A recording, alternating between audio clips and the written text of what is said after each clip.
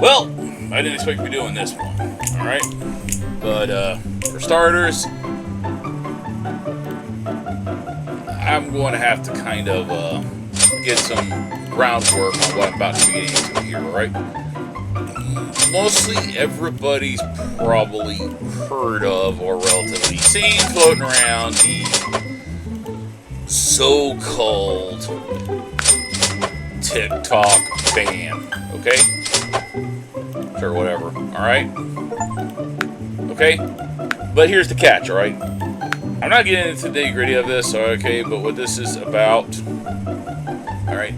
This bill is actually a divestment bill, and it's something that's actually been done before, and if the United States actually wanted to, they could technically already outright flat ban TikTok, okay, because of a pre-existing law, okay, that dates back to the United States Civil War, alright?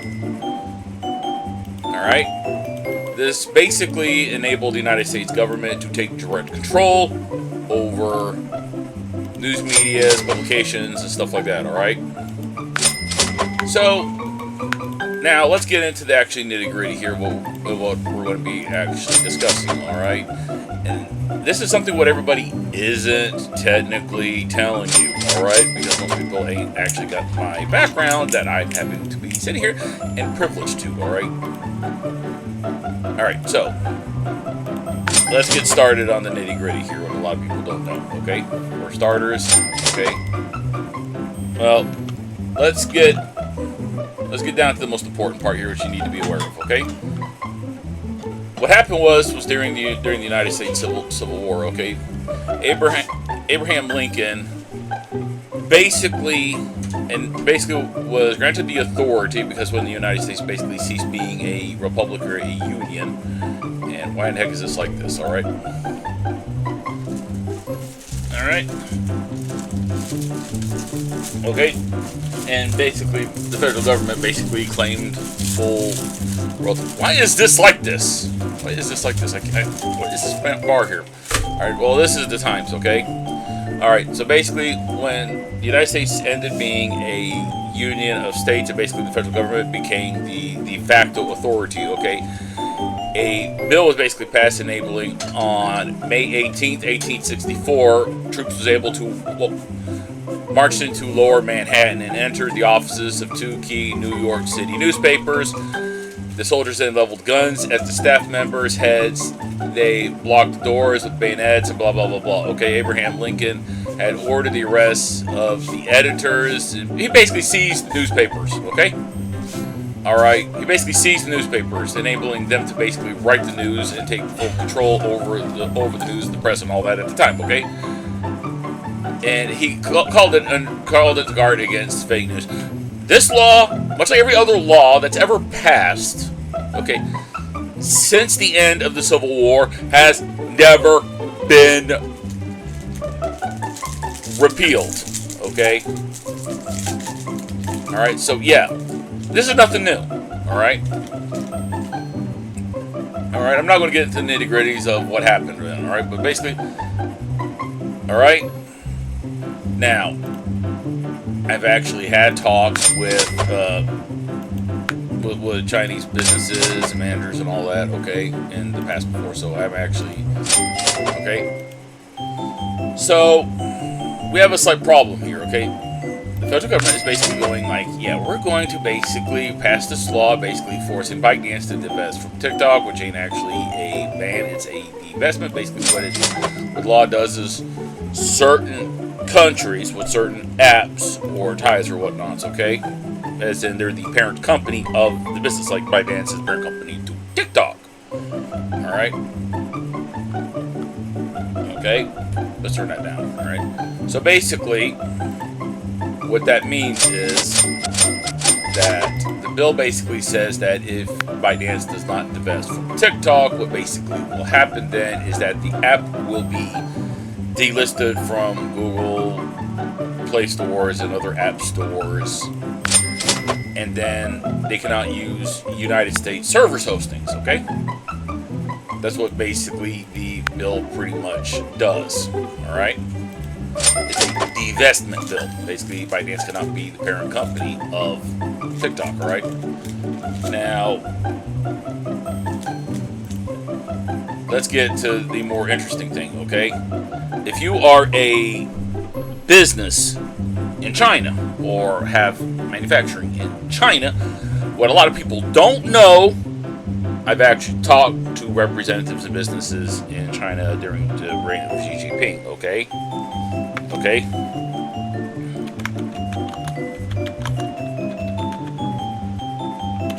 I don't know if I could still, pull up the article. Yeah. Just literally, top Chinese investment banker Bao Fan is latest CEO to Goldman. Yeah, there's actually a... you probably might know of this particular app. Okay.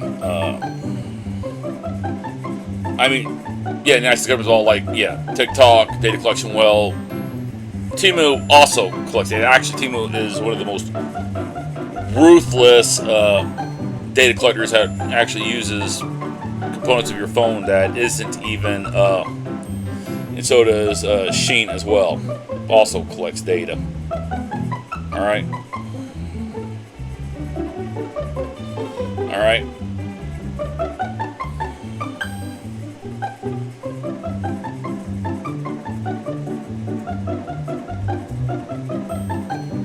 So yeah, this is, yeah, and for you to basically be a business in China, that basically means the Communist China Party gets a seat and controlling share of your business.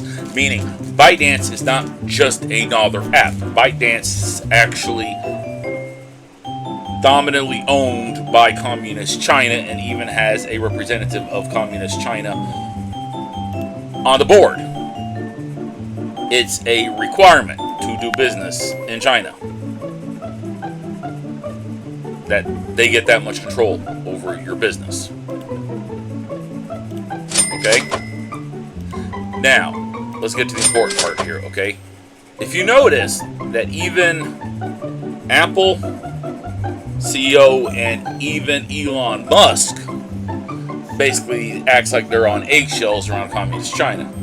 Because, again, since they have factories and assemble products in China, that means, again, Communist China has a major percentage of influence in their stocks for those businesses, meaning that they basically have a deciding vote on business matters. All right. Now, you might not know the Belt and Road Initiative that Xi Jinping had started. Part of the Belt and Road Initiative was that Belt and Road Initiative banks that basically has major funding and basically backing Belt and Road loans and initiatives and all that stuff. Okay. Some people nickname it the Silk Road, but that's other matters. But it's basically Belt and Road Initiative. Okay. These banks during the Trump versus Biden election, they basically used the money for the Belt and Road Initiative, bought major controlling shares of pretty much every studio and news source in the United States, and that's why it includes social medias, and that's why kind of everything went anti-Trump 24/7 nonstop after Trump basically started a trade war with China. Yeah, all of this basically goes back to China, because what the news media doesn't bother to mention is that Communist China, Xi Jinping, had declared what he called unrestricted warfare against the United States. Okay? That's where basically everything is directed against the United States to basically collapse the U.S. economy from the inside. And if you got the kind of influence China has in pretty much everything, it's not that hard. And TikTok is a major asset in that unrestricted warfare, and that's why Communist China will not divest from TikTok, which basically is ByteDance. And then you come into another problem. Even if Xi Jinping did not declare unrestricted war against the United States, they still would not divest from TikTok. Okay? And this is why. In Communist China, one of the laws literally on the books, okay?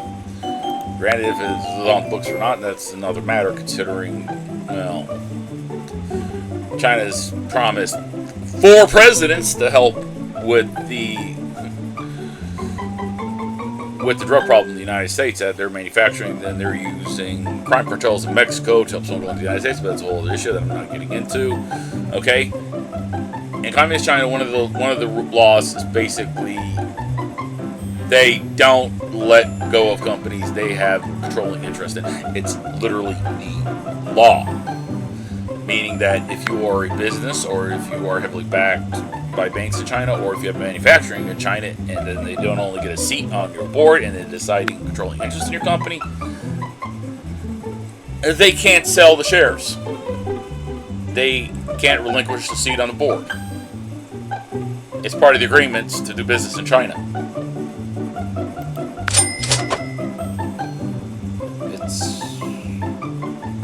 That's understood. So basically, the United States basically said, ByteDance, you have to divest from TikTok. Well, ByteDance can't divest from TikTok. Because it's the law in China. So basically, the United States passed the bill. Joe Biden, running a TikTok campaign, which is hilarious, signed off on the bill. Shows where his marbles is at. That ByteDance is divested from TikTok, or TikTok cannot use U.S. servers, cannot be listed on app stores. But then Communist China cannot divest from TikTok because it's the law. You can see the irony here. Yeah, I didn't really want to make this video because there ain't enough here to talk about. But pretty much like I showed you, if the United States wanted to basically remove TikTok from the App Store, block it from search engines, they got any number of ways of doing it. They could, like I showed you, use the law that was passed during the Civil War if they want to. Or they can use any number of laws that they passed in the guise of copyright protections to basically have it not even show up on search engines. But even if the law does pass, even if it does get enforced and ByteDance/TikTok fails to fight it, it doesn't matter. You can basically put your phone into, you can basically jailbreak your phone, which is the name for basically putting it into the developer version, still install it and still use TikTok because basically the website will still work. The app will still work.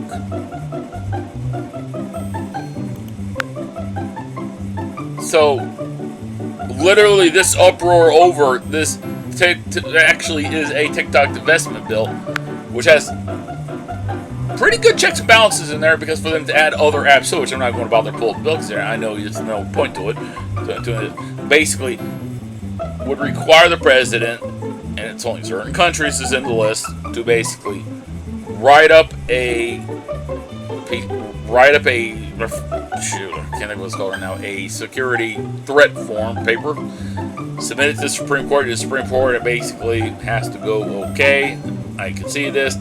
Then basically they will have to notify the CEOs of the apps, basically saying that we've got this brief here saying that you're this kind of threat because of your data collection, data usage, blah blah blah blah blah. And then the business/the parent company of the app will then have time to basically contest it in a court of law. It's literally hilarious that everybody's going nuts over this TikTok divestment bill. When, honestly,